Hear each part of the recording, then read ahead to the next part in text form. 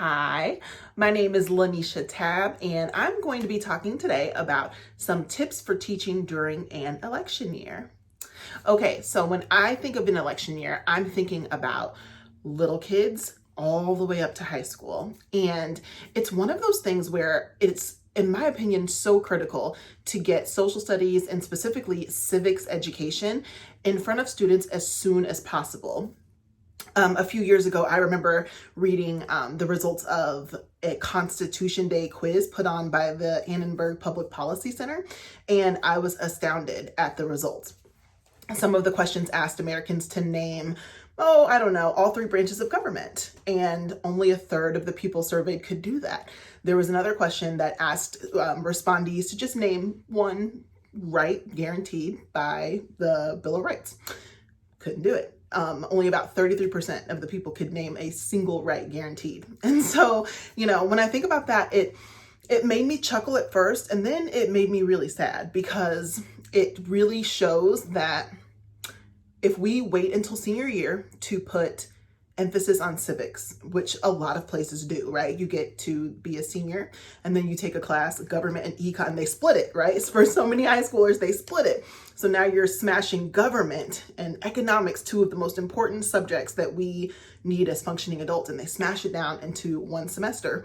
And so I, knowing that, am always trying to think of ways to include civics into my elementary classroom because those results weren't super surprising to me, especially even thinking back on my own civics education.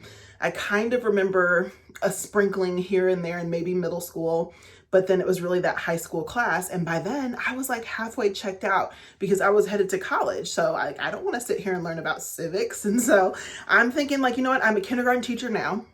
How can I put these concepts in front of students, even in kindergarten, first grade, second grade, right? And what better way to do that than to lean into the things that are going to be happening during election year? So I've got a couple of tips that I'd like to share with you. Tip number one is to actually teach it. Here's what I want to say about that.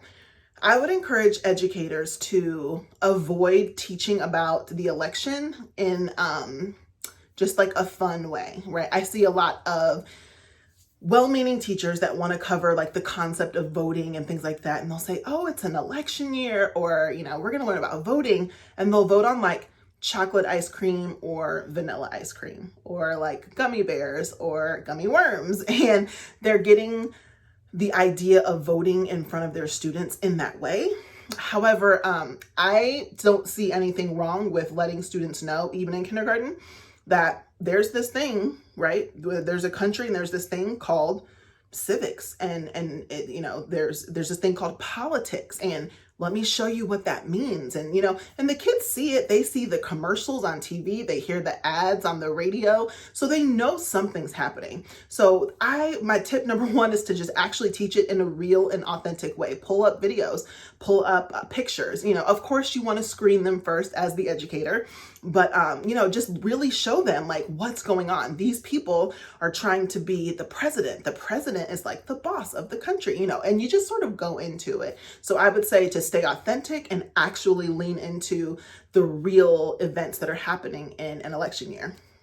Okay, for tip number two, I would recommend letting your students in on the concept of political parties, right? So here's the first thing I'm going to say about that, because you're probably thinking, whoa, remain unbiased. You never want to give your students any indication about your personal beliefs, but I don't think that there's anything wrong with saying we have political parties in our country, and these are the major political parties, and here are some of the big ideas that they believe, right? So I'm picturing teaching charts. I'm picturing, examples that sort of say like, this is what it means if you support big government, and this is what it means if you don't. And so kids can sort of get an idea of what these things mean. So after you have this conversation and students are able to sort of see, different ideas, then you step back and say, you know what? You're a person, you have a brain, you have your own thoughts. Which one of these do you think you would agree with more than the other? and see what they say. And just remember, do not affirm anyone's beliefs. Don't scoff at anyone's beliefs. You let them have it, because it's going to give them a chance to sort of get their own thoughts gathered about it. Because for so many of us, even as adults, our politics are swayed based on our family or our friends or the people around us, and they sort of tell us what to believe. And for so many people, especially that I know and that I've talked to, and myself included, we didn't get a chance to really develop our own thoughts about political parties. It was just sort of told to us by the people that we are surrounded by. So giving students a chance to think critically about this would be so powerful, in my opinion. And my last tip, number 3, is books. Books, books, books. You guys, there are so many really great books that you can read to your students to explain to them what the process is for holding an election, right?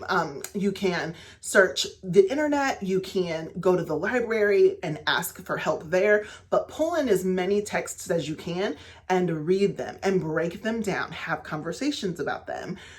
You can create teaching charts about things that you've learned about elections, but books are going to be such a powerful tool to give your students access into what's going to be happening during an election year, and why people are so passionate about it, and why people have such strong opinions about it, and what does this election mean for us as people. You can pull all those sorts of things out of good literature. So that would be my final tip, is to find as many books and start soon, right? We don't have to wait until November. You can be building students up all before the actual election. And then by the time it happens, they are going to be primed and ready to go and have a really great sense of what's going on when the election actually happens.